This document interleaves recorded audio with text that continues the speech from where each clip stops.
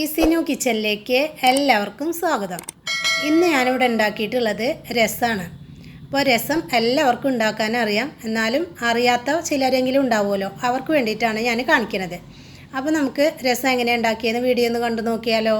ഇതിനായിട്ട് ഞാൻ ഇവിടെ ഒരു 1/2 ടീസ്പൂണ് നല്ല ജീരകം എടുത്തു വെച്ചിട്ടുണ്ട്, കുറച്ച് വെളുത്തുള്ളി, 2 തണ്ട് കറിവേപ്പില, ചെറിയൊരു കഷ്ണം ഇഞ്ചി, മല്ലിയില കുറച്ച് നുറുക്കി വെച്ചിട്ടുണ്ട്, വറ്റൽമുളക് ഒരു 5 എണ്ണം, ഒരു 8 പച്ചമുളക് ചെറുതായ കാരണം ഒരു 8 എണ്ണം എടുത്തിട്ടുണ്ട്. പിന്നെ 2 തക്കാളി അരിഞ്ഞിട്ടുണ്ട്, കുറച്ച് പുളി വെള്ളത്തിലിട്ട് വെച്ചിട്ടുണ്ട്. കുരുമുളക് ഒന്ന് പൊടിച്ചെടുത്തിട്ടുള്ളതാണ്, കായത്തിന്റെ പൊടി, ഉലുവ, കടുക് ഇതൊക്കെ ഒന്ന് ചതച്ചെടുക്കാനായിട്ട് ഞാനൊരു മിക്സിയിലെ ജാറ് വെച്ചിട്ടുണ്ട്. അതിലേക്ക് ആദ്യം വെളുത്തുള്ളി ഇട്ട് കൊടുക്കുക, അതുപോലെ പച്ചമുളക്, നല്ല ജീരകം, ഇഞ്ചി ഒന്ന് ചെറുതായിട്ട് ഒന്ന് മുറിച്ചിട്ട് ഇട്ട് കൊടുക്കുക.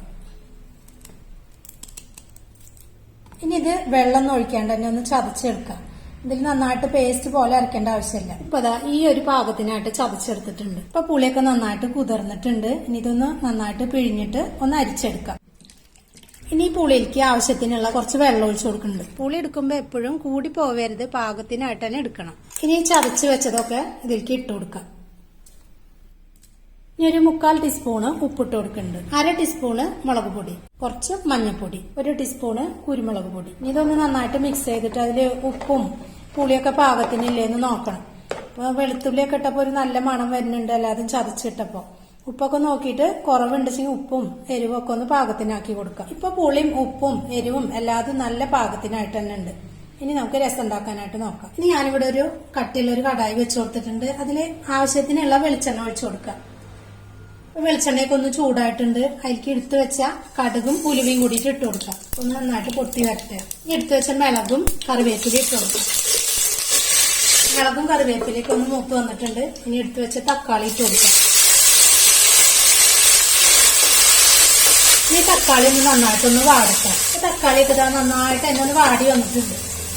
ഇനി ഈ സമയത്ത് നമുക്ക് മാറ്റി വെച്ച പുളിവെള്ളം ഇതിലേക്ക് ഒഴിച്ചു കൊടുക്കാം. അതാ ഇപ്പൊ തന്നെ നല്ലൊരു മണം വരുന്നുണ്ട്. ഇനി ഇതൊന്ന് ചെറുതായിട്ടൊന്ന് ചൂടാവട്ടെ. ഒന്ന് ചൂടാവാനായിട്ടുണ്ട്.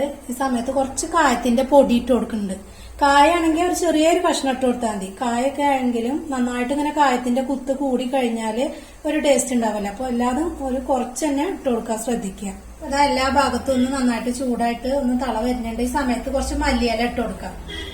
രസം നല്ലപോലെ ഇങ്ങനെ നന്നായിട്ട് വേവേണ്ട ആവശ്യമൊന്നുമില്ല. അപ്പോൾ ലേശം കൂടി ഒന്ന് എല്ലാ ഭാഗവും ഒന്ന് തിളക്കട്ടെ. അതാ എല്ലാ ഭാഗത്തും ഒന്ന് നന്നായിട്ടൊന്ന് തിളച്ച് വരുന്നുണ്ട്. ഇനി ഒരു മിനിറ്റോ 2 മിനിറ്റോ ആയാല് നമുക്ക് സ്റ്റവ് ഓഫ് ആക്കാം. അതാ എല്ലാ ഭാഗത്തും നന്നായിട്ട് ഒന്ന് തിളച്ച് വന്നിട്ടുണ്ട്.